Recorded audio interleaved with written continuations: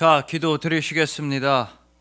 우리 입술과 마음과 삶을 지켜주시는 주님, 십자가를 통해서 영원한 반석과 산성과 방패가 되어주시니 감사합니다. 보혈을 통해서 거룩함과 용서와 구원이 되어주시니 감사합니다. 오늘 이 예배를 통해서 만나주시고 말씀하여 주시고 사랑하여 주시니 오직 감사입니다. 우리를 영원토록 위로하시고 구원하시는 귀한 친구가 되어주신 우리 주님 예수 그리스도의 이름으로 기도합니다. 아멘. 자, 오늘은 욥이 입술로 범죄하지 아니하니라 라는 말씀으로 주님의 은혜를 함께 나누도록 하시겠습니다. 여러분, 조정민 목사님께서는 왜 일하는가 라는 책에서 크리스찬 사업가인 서덕수 씨의 이야기를 들려주십니다. 이분은 한동대학교와 하버드대학교에서 공부를 하셨고 지금 현재는 베트남에서 건설회사를 운영하고 계신다고 합니다. 근데 이분에 의하면 베트남에 진출한 해외 건설회사 대부분이 다 우리나라 돈으로 약 2억 원에서 5억 원 정도 되는 베트남에서는 아주 비싼 아파트를 짓는데 모두가 몰두하고 있다는 겁니다. 왜냐? 베트남에서도 부유층들, 부자들을 상대로 장사를 해야 돈을 많이 벌 수 있기 때문에 많은 건설 회사들이 아주 비싼 아파트를 지어서 파는 데만 몰두하고 있다는 겁니다. 하지만 이분은 하나님을 믿는 한 사람으로서 진짜 심각하게 진지하게 고민을 해보셨습니다. 그때 당시만 해도 베트남의 인구는 약 1억 명 정도였고 베트남 인구 1인당 1년 GDP는 평균 2,000달러 정도밖에 안 되었다고 합니다. 당시 우리나라가 약 1인당 34,000달러 정도 됐으니까 우리나라의 17분의 1밖에 안 되는 아주 가난한 수준이었던 겁니다. 또 베트남의 호치민시에는 1천만 명의 인구가 살고 있었는데 그 중에서 절반만 집다운 집, 비바람을 막아줄 수 있는 지붕도 있고 벽이 있는 집에서 살고 있는 사람은 절반밖에 안 되었고 나머지 500만 명의 사람들은 집이라고 부를 수 없는 집, 지붕도 없고 짓다 말고 버리고 그런 비바람을 피할 수 없는 곳에서 500만 명이 살고 있었다는 겁니다.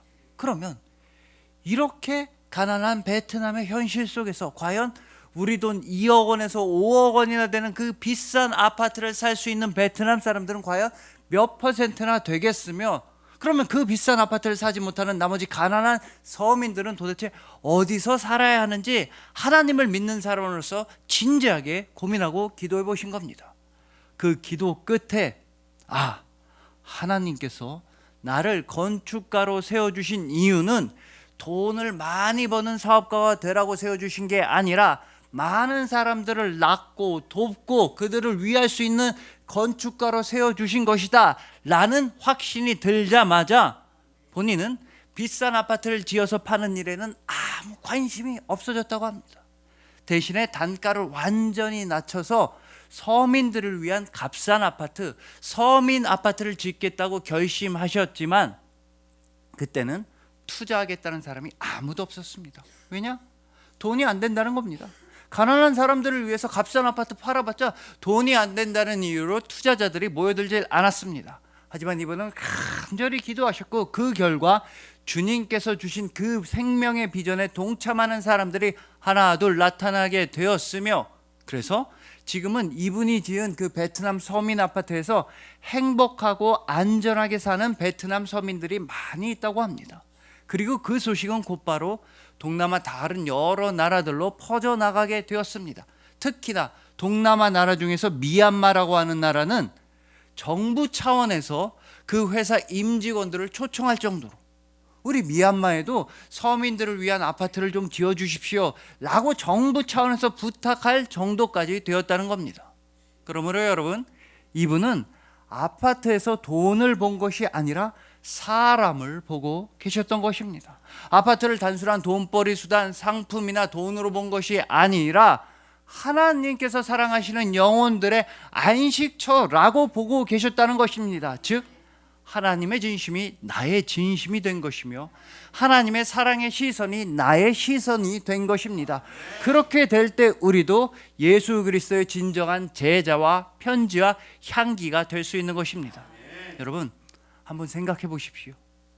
세상 모든 사람들이 우리 안에서 죄악과 죽음과 절망만 바라볼 때에도 오직 예수님 한 분만큼 홀로 우리 안에서 천국과 구원과 생명을 바라보고 계셨던 것입니다.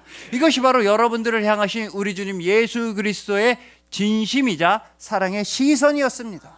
오늘 본문에서도 가장 끔찍한 고난을 당해서 슬퍼하고 아파하는 사람 욥이 등장하고 있습니다. 그러나 그 욥의 마음을 온전히 이해하지 못하고 도리어 그 욥 안에서 죄악과 절망과 죽음만 바라보고서 욥을 비난하고 정죄함으로써 욥의 마음을 더욱더 아프고 슬프게 했던 세 명의 친구들도 등장하고 있다는 것입니다. 그래서 욥은 정말로 힘들고 아팠습니다. 우리도 그럴 때가 있습니다. 우리를 직접적으로 괴롭히는 가난이라든지 질병 때문에 우리가 아프고 슬플 때도 있지만 그렇게 아파하고 슬퍼하는 우리를 둘러싸고 있는 사람들의 오해와 그릇된 시선과 비난과 정죄 때문에 우리 마음이 더욱더 아프고 슬플 때가 있는 것입니다. 그래서 욥은 안으로나 밖으로나 너무나 괴롭고 슬퍼하고 있었는데 그런 욥한테 결국 하나님께서 나타나 주셨습니다.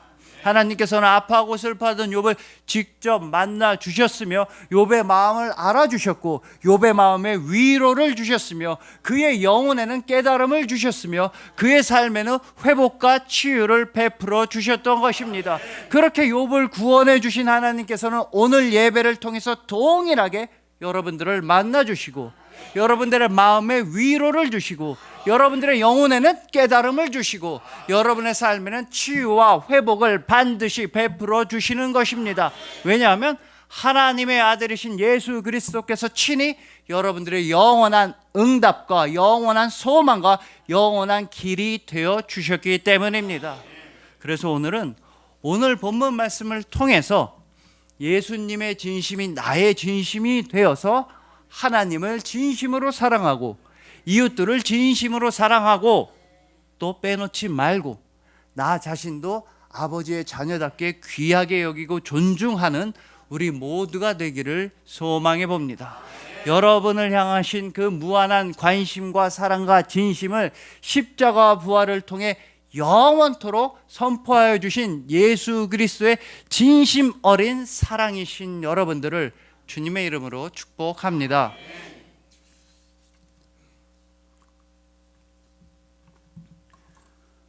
자, 먼저 잘 아시는 대로 오늘 본문 직전에서 욥은 정말 최악의 고난을 당했습니다.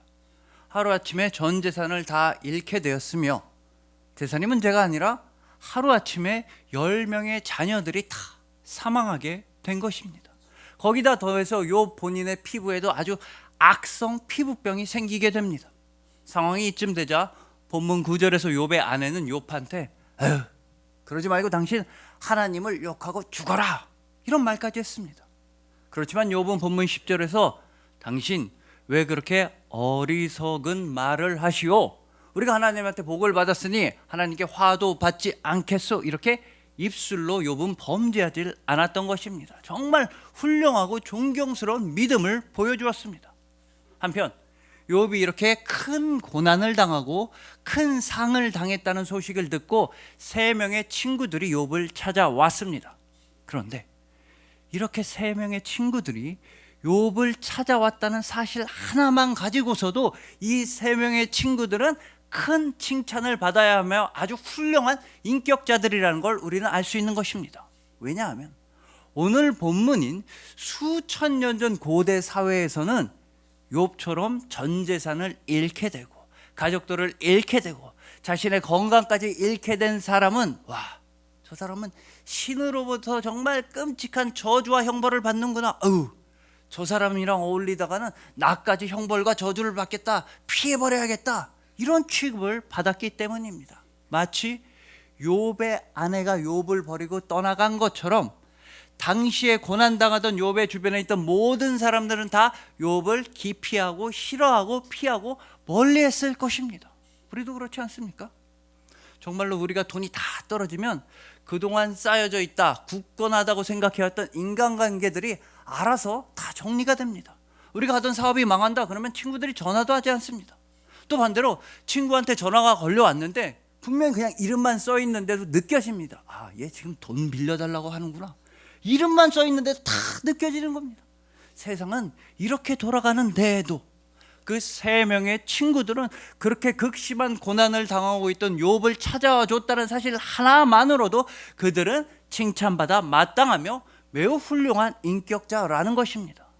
하지만 이 세 명의 친구들은 굉장히 이상하게 행동하기 시작합니다. 고난당하는 욥을 보면서 막 자기네들이 소리를 지르고 울고 옷을 찢고 티끌을 날리고 막 대성통곡을 했던 겁니다. 그래서 이 세 명의 친구들을 장례식장에 찾아온 조문객이라고 한다면 이 친구들은 구두를 벗자마자 땅바닥에 마룻바닥에 막 떼굴떼굴 구르면서 막 통곡하고 옷을 다 찢고 아이고 아이고 아이고 대성통곡하는 그런 조문객들과 같은 겁니다. 문제는 정작 욥은 이 정도는 아니었다는 겁니다. 당사자인 욥은 이 정도까지는 아니었습니다. 물론 욥의 마음이 제일 아프고 제일 슬픈 사람도 당연히 욥이었습니다. 하지만 그렇다고 해서 욥은 친구들이 찾아오기 이전에는 뭐 옷을 찢는다거나 통곡한다거나 원망하지 않았습니다. 오히려 욥은 우리가 하나님한테 복을 받았으니까 화도 받지 않겠느냐면서 입술로 범죄하지 않았던 것입니다.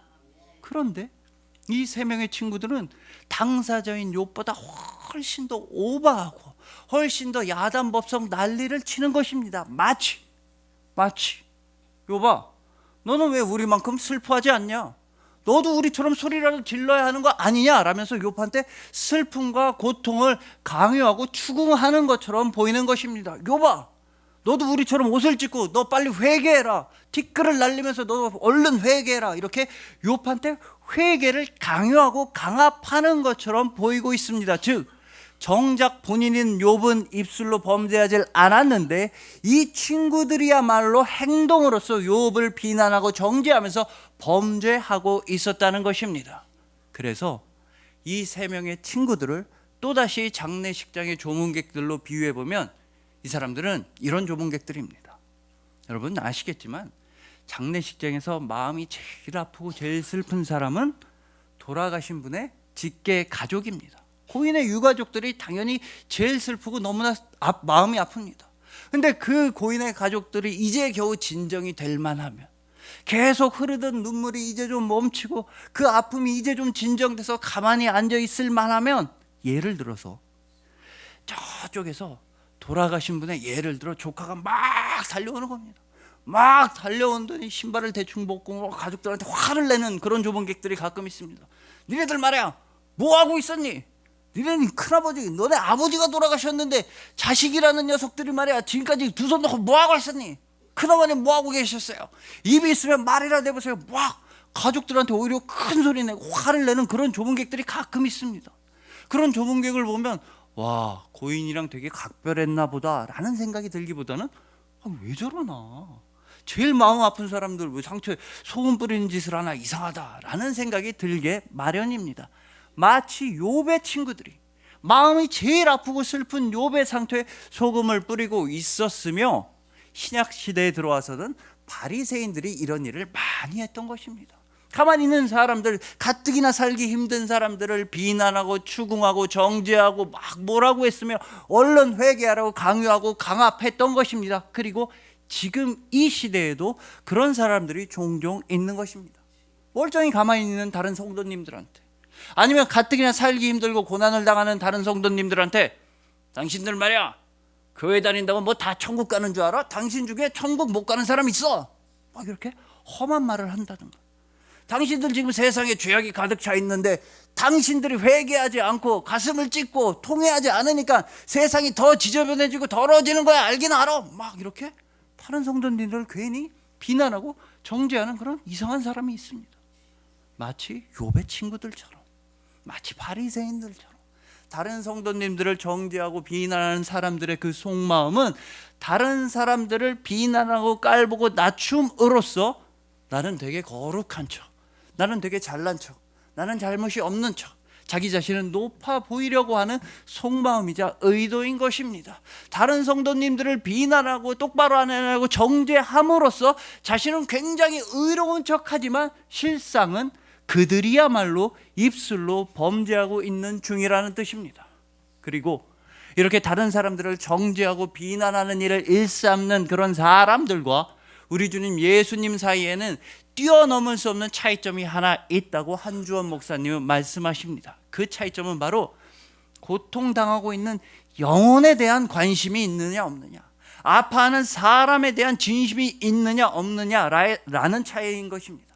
예를 들어 어떤 사람이 문제를 당하고 고난을 당하고 있을 때 비난과 정죄만 일삼는 사람들은 그 사람 자체에 대한 관심은 없습니다. 그저 그 고통만 보면서 저 봐라, 신앙생활 똑바로 안 하더니 저런 고난 겪을 줄 내 알았다, 저 봐라, 회개하지 않더니 저런 큰 문제가 터질 줄 내가 알았다, 이렇게 아파하는 사람 자체에 대한 관심은 없고 그 사람이 겪고 있는 고통과 고난만 그저 호기심 삼아서 자기 자랑 삼아서만 말을 하는 것입니다. 하지만 우리 주님 예수님께서는 이 세상 가운데서 아파하고 슬퍼하고 끙끙대던 우리에 대해서 정말 무한한 관심이 있으셨습니다. 그래서 예수님은 여러분들한테 수고하고 무거운 짐진 자들아 다 내게로 오라 라고 관심을 말씀하셨습니다. 그 이유는 내가 너희를 쉬게 하리라, 내가 너희를 쉬게 하리라. 이것이 바로 여러분들을 향하신 우리 주님 예수님의 진심이었던 것입니다. 여러분, 예수님은 정말로 여러분들의 육신과 여러분들의 영혼과 여러분들의 삶 전체와 여러분들의 머리카락 하나까지도 정말 무한한 관심과 진심을 가지고 계십니다. 그래서 세상 속에서 아파하고 수고하고 무거운 짐진 여러분들을 위해서 예수님께서 대신 가장 큰 수고와 가장 무거운 짐을 지셨으니 그게 바로 십자가입니다. 그럼으로써 우리 대신 십자가를 지심으로써 예수님 본인은 죽어가셨지만 여러분들에게는 안식과 평안과 구원을 선물해 주셨습니다. 즉 우리 주님 예수 그리스도의 모든 관심과 진심과 애정과 사랑과 집중은 오로지 여러분들에게로만 향하고 있었다는 의미인 것입니다. 그러니 부디 이제 누군가가 고통당하고 슬퍼하고 있으면 그 고통당하는 사람 자체, 영혼 자체에 대한 관심과 사랑을 마음껏 드러내시길 소망합니다. 우리가 해야 할 일은 비난이나 손가락질이나 정죄나 입술로 범죄함이 아니라 서로가 서로를 위로해주고 격려해주고 함께 기도해 주는 것이라는 것을 기억하시길 소망하는 것입니다.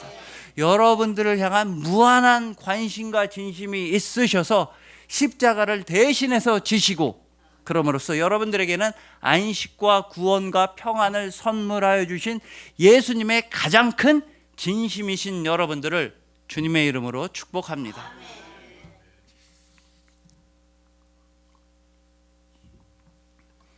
자, 다음으로 이렇게 친구들 3명이 찾아온 뒤로 욥의 태도가 갑자기 돌변하기 시작합니다. 말씀드린 대로 오늘 본문까지만 해도 욥의 아내가 하나님을 욕하고 그냥 죽어라. 그러니까 욥은 당신 왜 그렇게 어리석은 말을 하시오? 우리가 하나님께 복을 받았으니 하나님께 화도 받지 않겠소? 라면서 입술로 범죄하지 않았던 욥이었습니다. 하지만 친구들이 찾아온 이후에는, 즉 오늘 본문에 곧바로 이어지는 욥기 3장 1절에서 욥은 이런 말을 했던 것입니다. 그 후에 욥이 입을 열어 자기의 생일을 저주하니라. 여러분, 욥은 이제 자기 생일을 저주하고 있습니다. 내가 괜히 태어나가지고 내가 엄마 뱃속에서 죽었어야 되는데 내가 왜 목숨이 붙어 있어가지고 이 꼴을 다 보고 이런 고난과 험한 일을 당하냐 라면서 자기 생일을 저주하고 있는 것입니다. 즉 이제 욥은 자신의 아내와 똑같이 어리석은 말을 하고 있는 것이며 입술로 범죄하기 시작한 욥입니다. 그러자 세 명의 친구들이 득달같이 달려들어서 수많은 말을 쏟아냅니다. 기다렸다는 듯이 욥이 자기 생일을 저주하고 난 다음에 세 명의 친구들은 돌아가면서 아주 많은 말을 쏟아냈으며 욥의 마음을 더 아프게 했습니다. 근데 중요한 건 이 세 명의 친구들이 한 말만 놓고 보면, 이 세 명의 친구들이 한 말만 따로 잘라서 말만, 글씨만 놓고 보면 그렇게 틀린 말은 아니라는 겁니다. 세 명의 친구들이 한 말은 그렇게까지 뭐 잘못된 말은 아니었습니다. 왜냐하면 세 명의 친구들이 주장한 최종적인 해결책이 바로 하나님이셨기 때문입니다. 이거 봐, 하나님께 돌아가자. 그러면 하나님이 고쳐주신다. 욥아, 회개하고 하나님 만나러 가자. 그러면 하나님이 보살펴 주시고 안아주실 거다. 이렇게 하나님을 주장했기 때문에 그들의 말만 놓고 보면 아주 틀린 말은 아니었습니다. 하지만 문제는 그들의 말을, 그들의 진심이 뒷받침해 주지를 못했다. 그들의 말에는 진심과 진정성이 담겨져 있지를 않았다는 것입니다. 오직 욥을 비난하고 정죄하기 위해 하는 말들이었으니, 또한 자신들의 신학적 지식과 의로움과 거룩함을 자랑하기 위해 뱉는 말들이었으니, 그들의 말은 욥의 마음에 은혜와 감동과 위로를 전혀 줄 수 없었으며 오히려 욥의 마음에 더욱더 큰 상처와 아픔만 남겼던 것입니다. 우리도 이런 경우를 너무나 잘 알고 있습니다. 여러분 생각해 보시면 우리가 일상생활에서, 가정에서든 친구를 만났을 때든 우리는 뭐 틀린 말을 한다고 해서 싸우는 경우는 거의 없습니다. 막 얼토당토 않는 말, 아주 터무니없는 말을 하는 사람이랑은 싸움도 벌어지지 않습니다. 우리가 언쟁하고 다투는 대부분의 경우는 다 서로 맞는 말을 하다가, 다 맞는 말끼리 하다가 싸움이 벌어지는 겁니다. 예를 들어서 부모가 학생인 자녀한테 너 공부 좀 해라. 이거 맞는 말입니다. 무조건 맞는 말이고, 또 중요한 건 이 자녀도 그게 맞는 말이라는 걸 알고 있다는 겁니다. 학생인 자녀 본인도 그래, 학생은 공부하는 척이라도 해야지, 나 오락할 건데 책은 펴놓고 오락해야지, 이것까지는 다 알고 있습니다. 그런데 공부하라는 말까지는 맞는데 그 말을 과연 어떠한 감정으로 하느냐, 어떠한 표정으로 하느냐, 어떤 기분과 태도로 어떤 타이밍에 몇 번이나 하느냐, 이렇게 말의 내용보다는 말을 둘러싼 환경들이 더욱더 중요한 것입니다. 아니, 자녀가 집에 와가지고 아우 나 오늘 수학 시험 망쳐서 속상해요 그러는데 거기다 대고 그래, 너 그럴 줄 알았다, 내가 너 공부 안 하고 맨날 오락만 하더니 너 시험 망칠 줄 알았어, 내가 너 시험 잘 봤다 그러면 내가 먼저 경찰에 신고하려고 그랬어. 너 같은 애가 시험 잘 보는 게 말이 안 되지. 당장 방에 들어가서 공부해, 오늘부터 용돈 없어. 그러면 자녀들의 반발심만 더 커지는 겁니다. 자녀가 수학시험 망쳤다고 하면 그래, 수학시험 망친 네가 마음이 제일 아프겠지. 몇 점이라고? 13점? 그래, 어떻게 답안지는 그냥 빈칸으로 낸 건 아니구나. 그거 다 채우느라 고생했다, 애썼으니까 오늘은 너 좋아하는 매운 치킨 시켜줄 테니까 그거 먹고 다음에 얘기하자. 그래야 물꼬가, 대화의 물꼬가 트이게 돼 있는 겁니다. 부부끼리 대화할 때도 마찬가지입니다. 부부끼리 터무니없는 말 한다고 싸우지 않습니다. 서로 다 맞는 말을 하다가 싸우는 거고, 서로 다 맞는 말을 하니까 잔소리로 느껴지고, 서로 맞는 말 하다가 서로 그냥 언쟁이 커지는 것입니다. 예를 들어서 여보, 당신 내일까지 5억 만들어와, 10억 만들어와. 그러면 어디서 그런 쓸데없는 잔소리야, 이러면서 싸우는 대한민국의 가정은 거의 없습니다. 그런 건 잔소리라고 하질 않습니다. 그런 건 그냥 흰소리라고 하는 겁니다. 여러분 아시겠지만 잔소리가 되기 위한 기본 조건은 맞는 말이어야 한다는 겁니다. 틀린 말은 잔소리도 되질 않습니다. 마음껏 나가서 술 먹고 담배, 이런 건 잔소리가 아닙니다. 잔소리는 맞는 말인데 그 맞는 말을 계속 하면 그때 잔소리가 되는 것이고, 맞는 말만 계속 하는데 엄청 기분 나쁜 표정으로 하고 그러면 서로 싸움이 벌어지는 것입니다. 아우, 밥 먹었으면 운동 좀 해야지. 그러면 안 싸울래? 아유, 먹었으면 운동 좀 해. 이러다가 싸움이 나는 거고, 설거지해라, 청소해라, 계속 안 좋은 기분으로 서로 대화하다가 싸움이 벌어지게 되는 것입니다. 여러분, 이처럼 우리 대인관계에 있어서는 진심을 서로 잘 전하고 착하게 서로 진심을 전달하면 되는데, 그 진심을 둘러싼 뾰족뾰족한 말들, 아주 기분 나쁜 표정들, 아주 서로를 기분을 상하게 하는 그런 감정들이 문제가 돼서 다들 싸움이 벌어지고 다툼이 벌어지는 것입니다. 오늘 본문의 욥도 그랬습니다. 여러분, 욥은 아마 세상에서 제일 슬픈 사람이었을 겁니다. 왜 아니겠습니까? 10명의 자녀들이 다 하루아침에 사망했는데 욥은 마음의 상처가 너무 큰 사람이었습니다. 그러다 보니 욥은 하나님을 원망하는 말도 많이 했고, 친구들을 비난하는 말도 많이 했고, 자기 자신을 저주하는 말도 많이 했습니다. 욥은 상처가 많은 사람이라, 아픔이 많은 사람이라 그렇게 뾰족뾰족 찌르는 말을 많이 했던 것입니다. 욥의 삶은, 또한 욥의 입술과 행동과 영혼과 모든 것은 상처투성이, 아픔투성이가 되었다는 것입니다. 그러나 그렇게 아파하고 슬퍼하던 욥한테 결국 하나님께서 찾아와 주셨습니다. 온 세상에서 가장 큰 아픔을 겪고 있던 욥을 하나님께서 직접 만나 주시자 욥은 이제 더 이상 원망하는 말이나 비난하는 말이나 저주하는 말을 하지 않게 되었습니다. 하나님께서 친히 욥 앞에 나타나 주시자 욥은 자신이 하나님께 들을 수 있는 대답은 딱 이거 하나뿐이라고 욥기 40장 4절에서 이렇게 고백했습니다.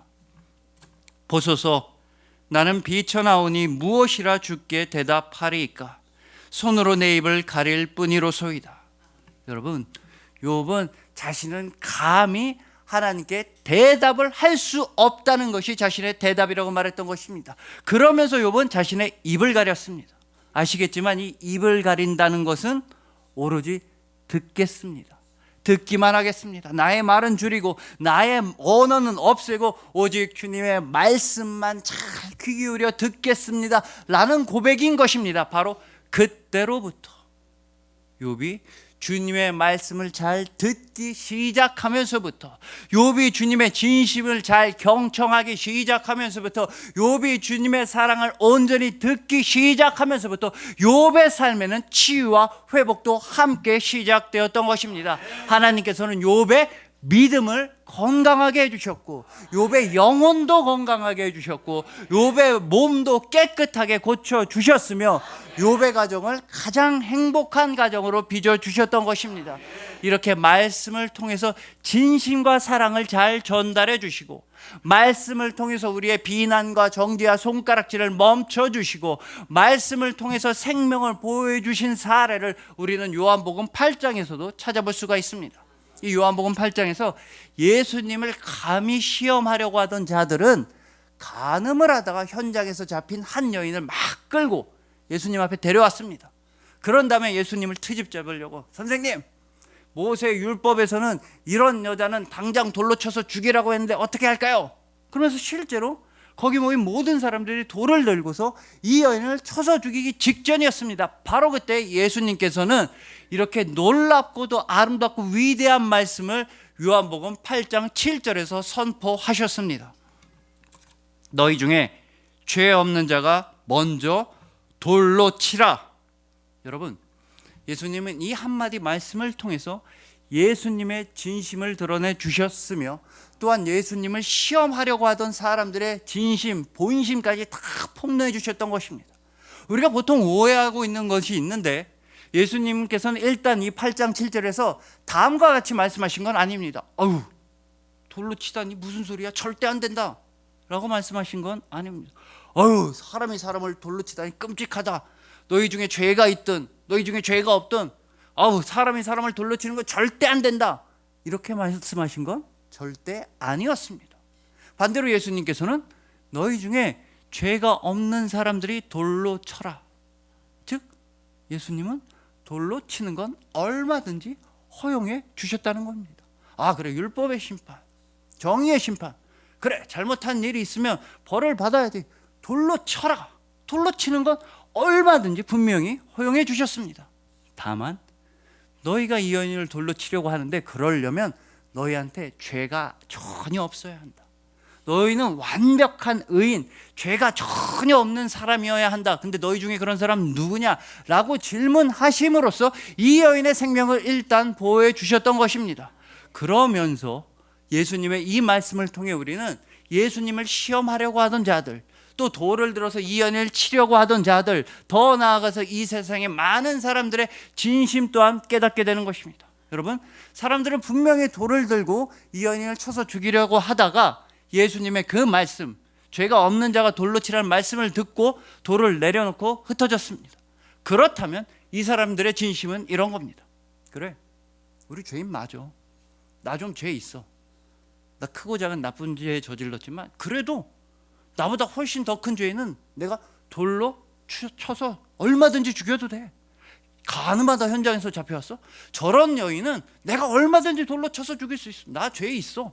나 죄 없다는 거 아니야. 하지만 나 죄 있지만 나보다 훨씬 더 심한 죄는 내가 얼마든지 비난해도 되고 얼마든지 손가락질해도 되고 얼마든지 돌로 쳐서 죽여도 돼 라는 것이 그들의 본심이자 이 세상 많은 사람들의 본심인 것입니다.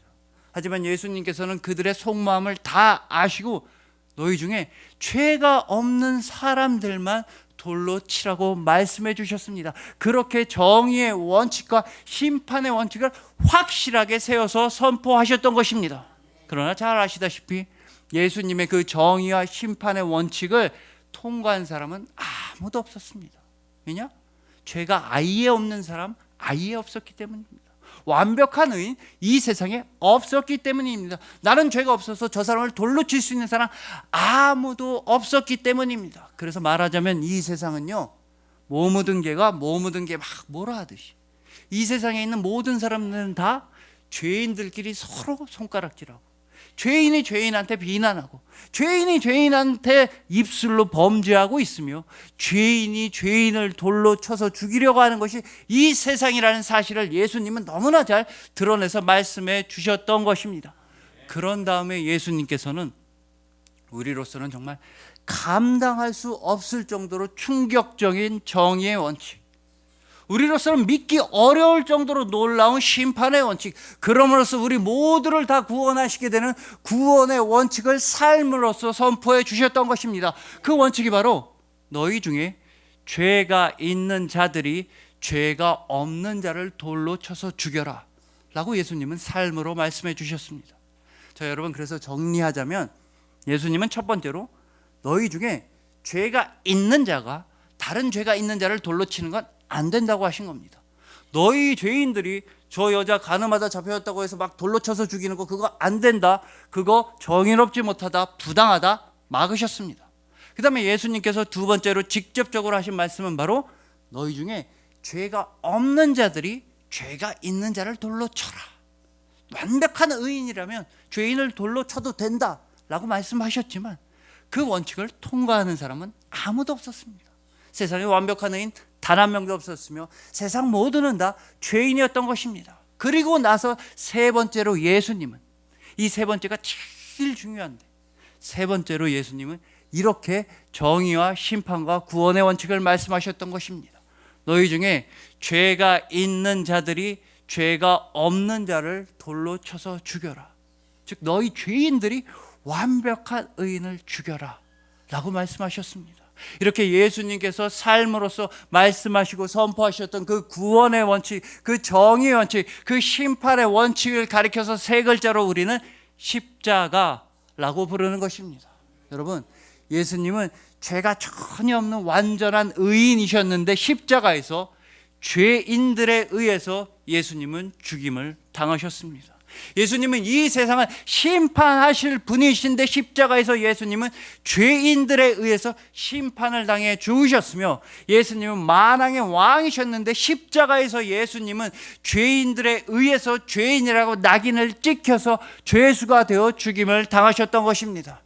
그리고 이 십자가를 통해서 예수님은 여러분을 향하신 진심을 증명해 주셨으며 여러분을 향하신 약속을 성취하여 주셨으며 여러분을 향하신 말씀을 영원토록 세워 주셨던 것입니다. 그게 바로 사랑입니다. 십자가를 통해 우리가 깨달을 수 있는 예수 그리스도의 진심과 약속과 말씀은 오직 사랑인 것입니다. 왜냐하면 십자가에서 예수님은 죄가 전혀 없으셨는데도 죄인들에 의해서 또한 죄인들을 위하여 죽으셨기 때문입니다. 예수님께서는 바로 죄인인 우리들에 의해서 또한 우리들을 위해서 죽으실 만큼 여러분을 사랑하신다고 십자가를 통해 영원토록 말씀하여 주시는 것입니다. 그리하여 여러분들을 향한 무한한 관심과 진심이 있으셔서 십자가를 통해서 죽임을 당하심으로써 여러분들에게는 쉼과 구원과 평안을 선물하여 주신 예수님의 진심이신 여러분들, 이제는 하나님을 향해서도 입술로 범죄하지 아니하고, 이웃을 향해서도 입술로 범죄하지 아니하고, 나 자신을 향해서도 입술로 범죄하지 아니하고, 감사와 사랑의 고백으로만 삶을 채워 나아가시는 여러분들, 예수님께서 십자가를 통해서 사랑한다고, 그 진심과 약속과 말씀을 다 담아서 십자가 죽음을 통해서 사랑한다고 말씀하여 주신 여러분들을 진심으로 사랑하고 축복합니다. 기도드리시겠습니다. 우리 입술과 마음과 삶을 지켜주시는 주님, 부족하고 실수 많은 우리를 찾아와 주셔서 우리로 하여금 죄악과 죽음의 길에서 돌이키도록 우리를 대신하여 십자가에서 죽으시고 우리를 부활 생명으로서 지켜주시니 감사합니다. 그리스도인답게 입술에는 감사를 채우고 영혼에도 감사로 채우고 모든 일에 있어서 즉 범사에 감사로만 살아가겠습니다. 이제 나의 입을 가리고 영혼의 귀를 열어 하나님의 말씀을 듣습니다. 십자가를 통해서 하시는 그 말씀을 우리 삶에 새기겠습니다. 사랑한다고 말씀하여 주시니 감사합니다. 그 생명 다하여 사랑한다고 외쳐주시니 감사합니다. 우리도 예수님을 사랑합니다. 세상 모든 것은 주님의 사랑입니다. 우리를 영원토록 위로하시고 구원하시는 귀하신 친구가 되어주신 우리 주님 예수 그리스도의 이름으로 기도합니다. 아멘.